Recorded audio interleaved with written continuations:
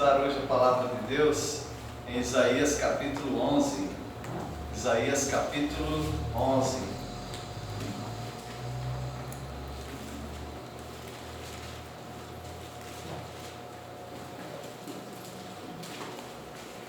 Nós vamos estudar sobre as bênçãos de um novo governo. Nós estudamos hoje no capítulo 10 sobre como Deus, com seu poder, usa governos maus para disciplinar o seu povo. Isso acontece e vai continuar acontecendo. Eu sei que é um assunto bem delicado, questão política. A gente até fala que aqui na igreja a gente não fala nem de política, nem de futebol, nem de religião, né? Não sei o que a gente fala aqui. Mas é um assunto que nós, ao nos tornarmos partidários no sentido de lutar por aquilo e até ir contra aqueles que são contrários aos nossos pensamentos, você pode arrancar, ou você pode machucar, na verdade, algumas pessoas que são muito mais importantes do que a sua ideologia política. Porque os nossos irmãos, nós vamos viver com os nossos irmãos. E pouquíssimos políticos irão conosco para o céu. Não por serem políticos, mas por muitos não serem crentes. E não importa o governo, eu sei que importa muito, é verdade, em alguns aspectos, mas para o crente não importa, porque seja este ou aquele, eu vou ter que me submeter a ele conforme diz a palavra do Senhor. Então o que resta para nós é pensarmos que, não pensarmos, mas crermos na palavra de Deus que haverá um governo, um novo governo, um governo justo, um governo onde haverá paz e justiça universais, mas paz e justiça verdadeiras, porque será um governo regido por aquele que tem a vara de ferro, que é Jesus Cristo. Então nós cremos nesse governo. Os demais nós toleramos. Nós pagamos nossos impostos, nós honramos, nós obedecemos, nós temos preferências, inclusive. Se tivermos e temos liberdade de escolher este ou aquele, podemos, mas nós, crentes em Cristo Jesus, não deveríamos fazer um cavalo de batalha lutando um contra o outro sobre esse assunto. Com toda certeza, a maioria dos crentes conhece mais sobre os seus políticos da terra do que o seu Rei eterno, que é Jesus Cristo. A passagem mais explícita, a passagem mais clara sobre um período que haverá aqui nesse mundo chamado milênio, um governo de 1000 anos, é Apocalipse 11. É a passagem mais clara, até mais clara do que a passagem onde aparece a palavra milênio, que é em Apocalipse capítulo 20. Em Isaías 11 nos fala com certos detalhes incríveis para alguns, incríveis no sentido de que eles não creem mesmo de que será assim. Há detalhes no capítulo 11 de Isaías que nos deixa fascinados. Será mesmo que vai ser assim? Eu creio que será assim. Eu sei que as igrejas, os seminários, os mestres, professores da Bíblia se dividiram nesse texto, exatamente nesse texto. Porque alguns acreditam que o que está escrito aqui é literal, ou seja, o que você está lendo é isso que vai acontecer. E há outros que falam, não, vai acontecer, mas não literalmente, figuradamente, é um símbolo. Esse pregador e muitos desta igreja literal. Que o que está escrito aqui realmente vai acontecer no reinado de Cristo Jesus nessa terra, no governo dele nessa terra.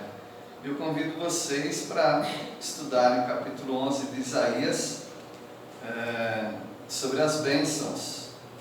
As bênçãos do crente estarão no conhecimento do Senhor. Eu vou dizer estarão porque esse reino ainda não foi instaurado, não foi preenchido nessa terra ainda. Inclusive era para ser.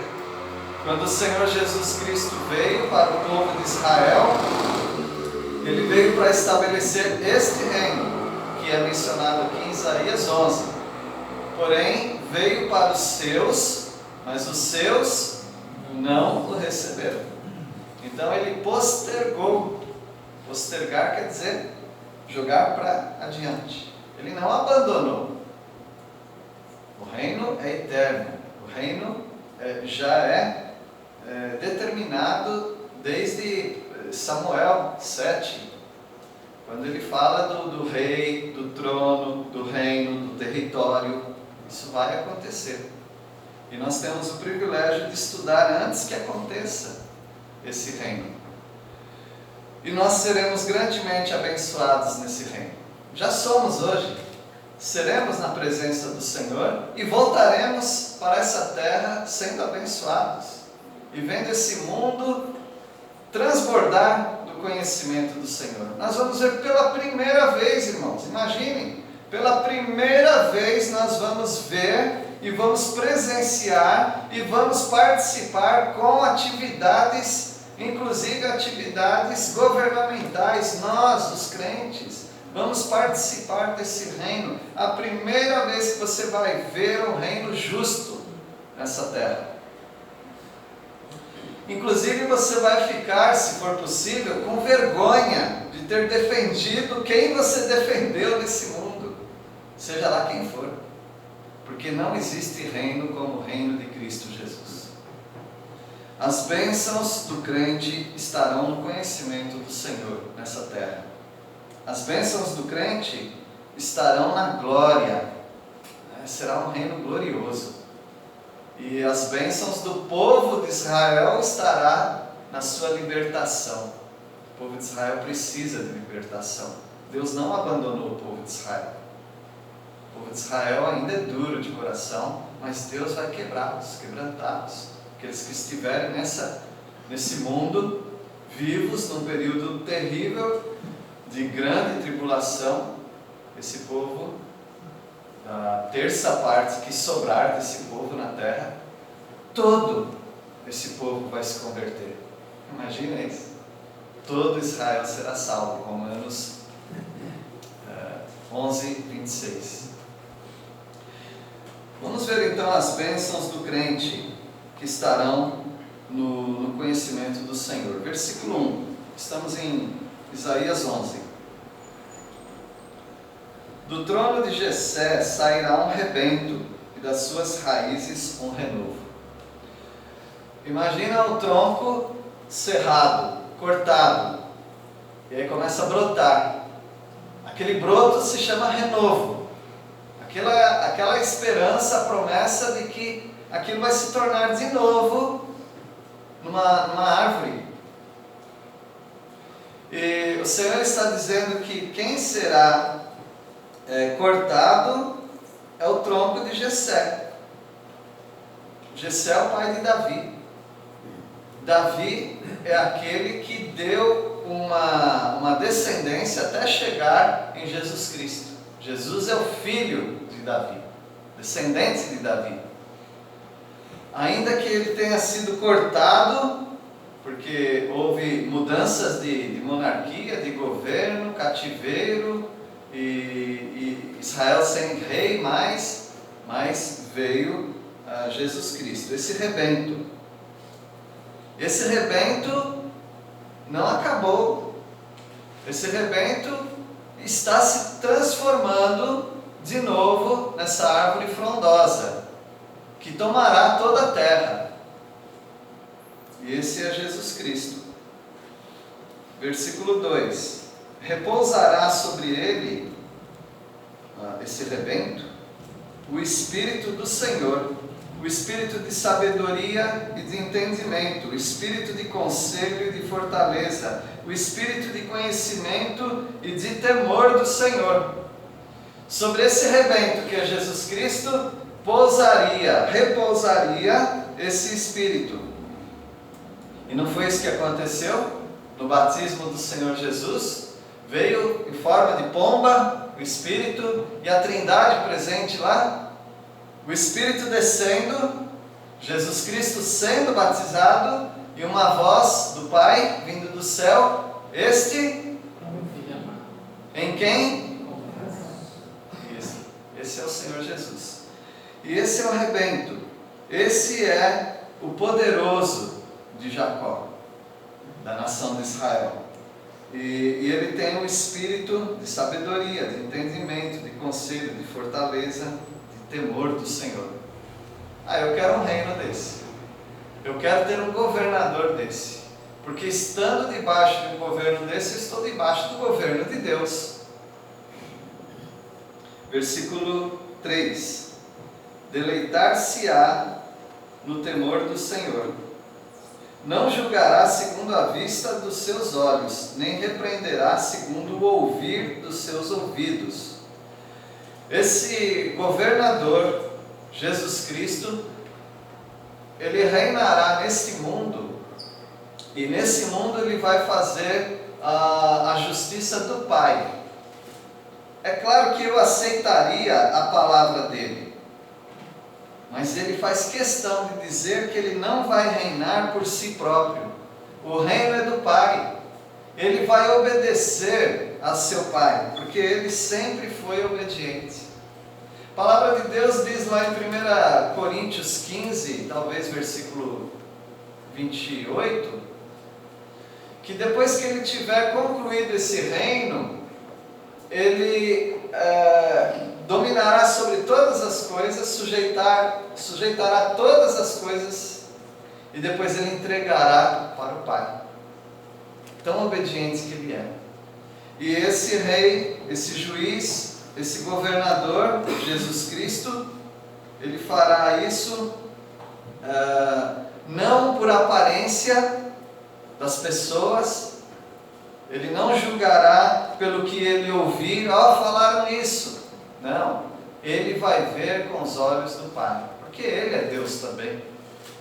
E ele julgará dessa maneira, versículo 4: mas julgará com justiça os pobres e decidirá com equidade a favor dos mansos da terra.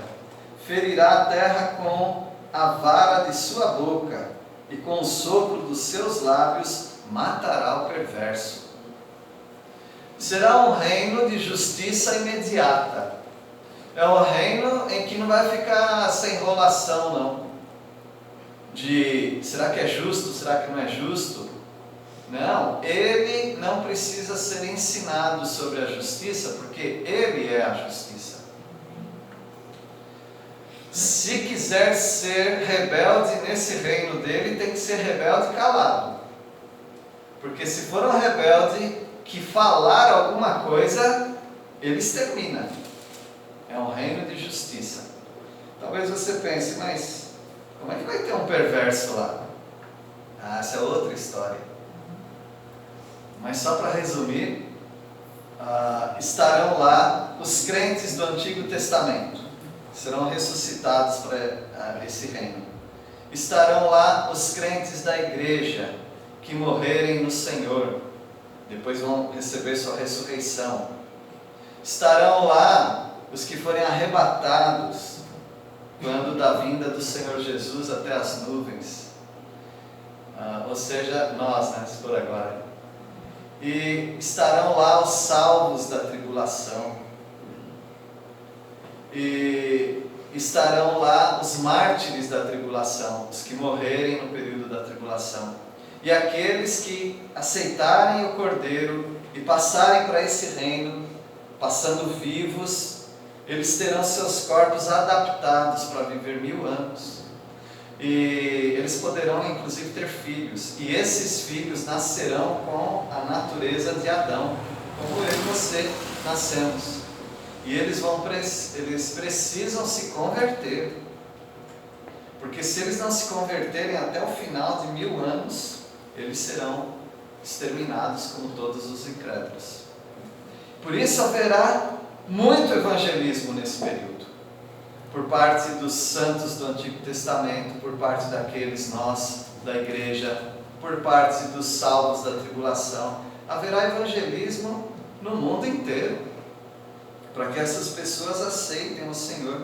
Mas alguns não querem aceitar, vão ficar rebeldes, calados, com raiva do Cordeiro, com raiva do Rei, até o final, quando Satanás, que esteve, ainda vai acontecer, preso por 1000 anos, ele sai, junta os rebeldes da terra, e eles vão tentar lutar contra Jesus Cristo. Mas o que vai acontecer?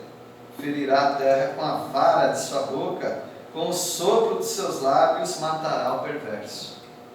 Esse é o nosso Senhor Jesus Cristo, o nosso Rei. Versículo 5: a justiça será o cinto dos seus lombos, e a fidelidade o cinto dos seus rins. Ou seja, ele estará cingido com justiça. Todo ele é justiça. A palavra de Deus diz em outro texto: morrer com 100 anos é morrer criança. Por quê? Num reino que você pode viver 1000 anos, você vai viver só 10% disso? Com 100 anos? Por que morreu tão cedo? Porque foi rebelde. E como ele rege com vara de ferro, conforme Salmo 2, quem não beijar o filho, quem não aceitar o filho, é quebrado, como se quebra um cântaro, um vaso de barro. E por isso, então, morrer com 100 anos é morrer criança. Pode viver até 1000 anos e se converter. A parte difícil para alguns acreditarem, versículo 6: o lobo habitará com o cordeiro, o leopardo se deitará junto ao cabrito, o bezerro, o leão novo e o animal cevado andarão juntos, e um pequenino os guiará. Eles falam: isso aqui não pode ser literal. Sim, é do jeito que está escrito. Esse é um reino de restauração. Porque o apóstolo Paulo fala no capítulo 8 que tem alguma coisa que geme. Nós gememos, o Espírito Santo geme em nós, e tem mais uma coisa que geme: a natureza. A natureza. E embora pessoas estão ganhando rios de dinheiro com imagens de predadores, alguns até se divertem com aquelas imagens. Aquilo é cruel demais. Um animal estraçalhar o outro assim na nossa frente, assim na tela, é muito cruel.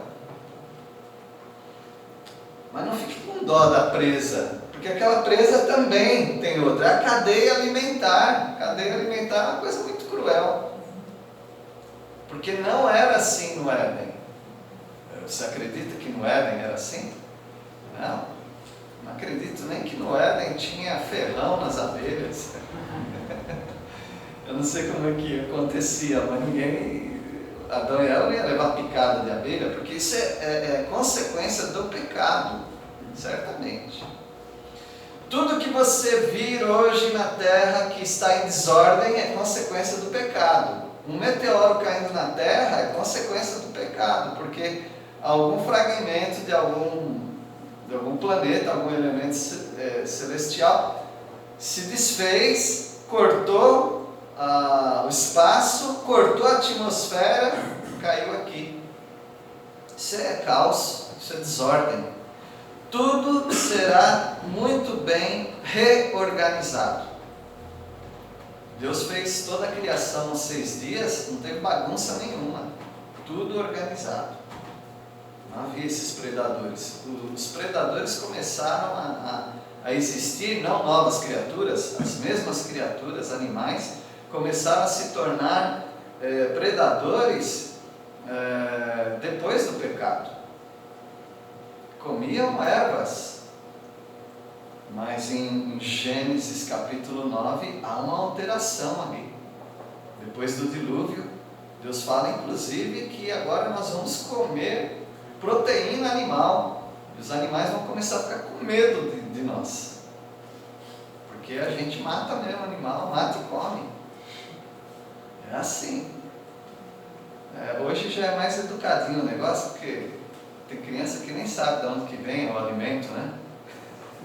E alguns nem querem falar. Alguns nem querem que as crianças comam mais carne, né? Porque é muito cruel.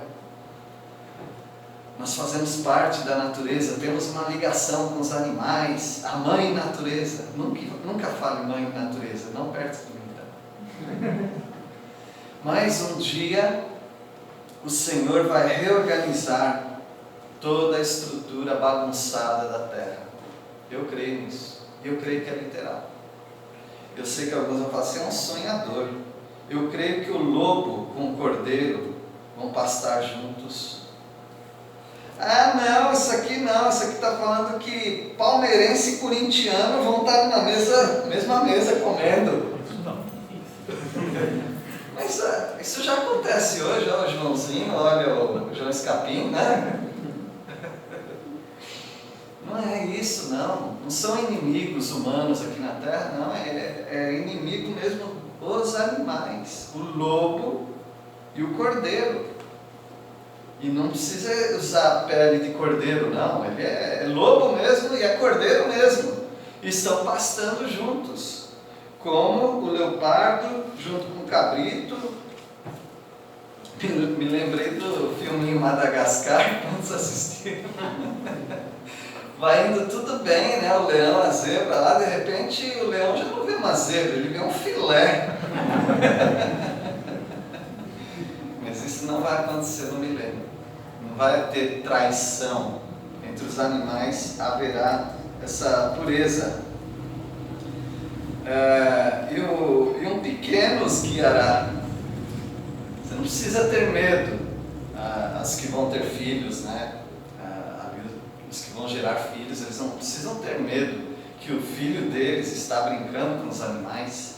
Versículo 7, a vaca e a ursa pastarão juntas, as suas crias juntas se deitarão, o leão comerá palha como o boi. Não dá nem para acreditar isso, né? Mas é o que vai acontecer no reino restaurado. É o Éden, mais ou menos como o Éden restaurado. Você não tinha curiosidade de saber como é o Éden? Então, agora você vai nesse governo, você estará naquilo que era o Éden. A criança de peito brincará sobre a toca da áspide, o buraco da cobra, gente. E o já desmamado meterá a mão na cova do basilisco, cobra. Não precisa se preocupar, né? Hoje a gente não morre de medo de cobra, né? Mas não haverá isso. Até a cobra, que é o animal mais simbólico para nós da maldade, é a cobra, por causa de tudo que aconteceu, aquela maldição, amaldiçoada, maldita, mas não será mais. Não se fará mal, nem dano algum em todo o meu santo monte, porque a terra se encherá do conhecimento do Senhor, como as águas cobrem todo o mar. Ou seja, o mundo inteiro vai ouvir do Evangelho de Jesus Cristo. Hoje a gente manda um missionário para ficar 10 anos para aprender uma língua, para tentar mais 10 anos evangelizar aquele povo, para mais 10 anos plantar uma igreja, e olha que alguns nem conseguem fazer isso. E quantos povos tem o Evangelho hoje? Mas a terra se encherá do conhecimento do Senhor, como as águas cobrem todo o mar. Você nem sabe o que tem dentro do mar. Tem montanhas debaixo do mar. Tem muita coisa debaixo do mar, você nem sabe, porque as águas cobrem. Assim também será o conhecimento do Senhor. Naquele dia, versículo 10, recorrerão as nações à raiz de Jessé, que está posta por estandarte dos povos, e a glória lhe será a morada. Os povos vão correr, as nações vão até a raiz de Jessé. Quem é a raiz de Jessé? Jesus. Elas vão até a sede do governo dele, que será em Jerusalém. As nações vão lá, mandar seus representantes até lá. Essa raiz de Jessé, Jesus, vai ser posta por estandarte, uma bandeira levantada para todos os povos. O Senhor Jesus disse: quando eu for levantado, atrairei todos a mim. Ele fez isso na cruz e vai fazer isso no reino dele. O estandarte, Jesus Cristo, o Cordeiro, e a glória será a morada do Senhor Jesus aqui na terra. As bênçãos do crente estarão nessa glória. Versículo 11. Naquele dia, o Senhor tornará a estender a mão para resgatar o restante do seu povo que for deixado da Assíria, do Egito, de Patros, da Etiópia, de Elão, de Sinar, de Amate e das terras do mar. É uma forma dele dizer que hoje, naquela época e hoje, existem judeus espalhados no mundo inteiro, mas ele vai trazer o seu povo do mundo inteiro. Essa é uma das profecias, que ele vai reunir o povo de Israel para esse reino. O Senhor vai fazer isso. Eu creio nisso, porque ele prometeu isso para Abraão. Ele, não tendo por quem jurar, ele jurou por quem? Por si mesmo. Eu darei a esse povo essa terra do Egito, do sul da Arábia, Rio Tigre e Eufrates, lá no Iraque, ao norte, fazendo fronteira ao sul do Líbano, correndo pelo mar Mediterrâneo, tudo de Israel. Ele falou que vai acontecer isso. Isso nunca aconteceu. Então nós cremos que ou Deus é mentiroso, ou isso vai acontecer. Longe de nós falar que Deus é mentiroso. É verdade, vai acontecer isso. Alguns falam: não, Israel já foi, agora é a igreja. A igreja tem que pegar aquele pedaço de terra para ela? Não, aquilo é promessa para Israel. E Deus ainda voltará a trabalhar com Israel. Versículo 12. Levantará um estandarte, tipo uma bandeira, né?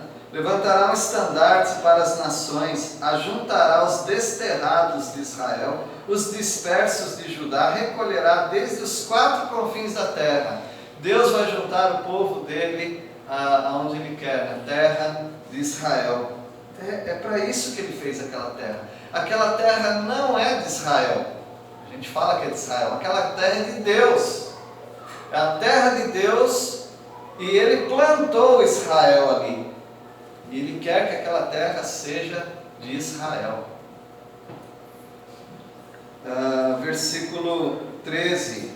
Afastar-se-á a inveja de Efraim, e os adversários de Judá serão eliminados. Efraim não invejará a Judá, e Judá não oprimirá Efraim. Judá é reino do sul, Efraim é reino do norte.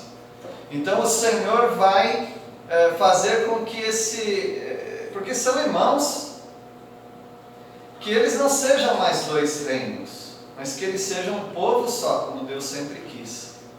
Porque eles se dividiram por causa dos filhos de Salomão, daí veio Roboão, Jeroboão, dividiram essa terra. Deus não quer isso, essa divisão entre os irmãos. Estarão juntos.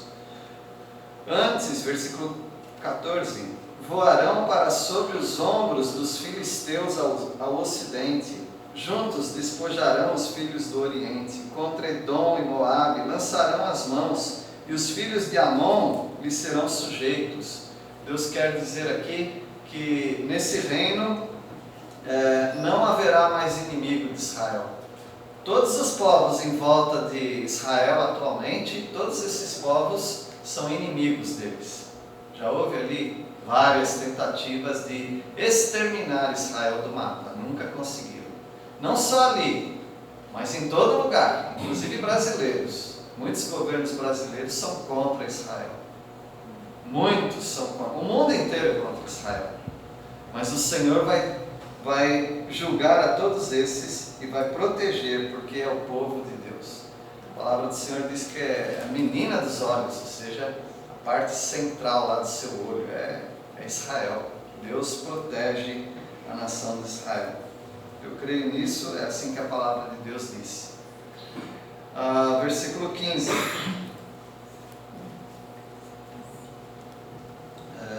O Senhor destruirá totalmente o braço do mar do Egito, e com a força do seu vento moverá a mão contra Eufrates, e ferindo, dividi-lo-á em 7 canais, de sorte que qualquer o atravessará de sandálias. Essa é uma maneira de Deus dizer que não haverá mais obstáculos para a nação de Israel. Se Egito era um obstáculo, não haverá mais. Se o Eufrates não dá para atravessar, agora ele espalha em 7. É só para dizer que ele vai espalhar as águas de tal maneira que vai poder andar naquelas terras, para não haver obstáculo algum para o povo chegar até a sede do seu rei, que é Jerusalém. Então essas são as bênçãos da glória. O crente encontra as bênçãos do Senhor na glória dele, no conhecimento do Senhor.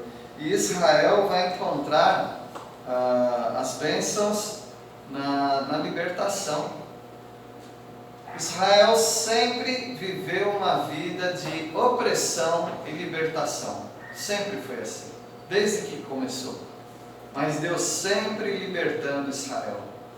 Libertando do Egito, libertando dos cananeus, libertando dos filisteus, dos moabitas, dos edomitas, dos heteus, ferezeus, jebuseus e todos os zeus que você encontrar na Bíblia. Deus sempre libertou Israel. Deus libertou Israel das mãos daquele que queria exterminar Israel, lá no livro de Esther. Deus libertou através daquela moça, do primo, do tio dela.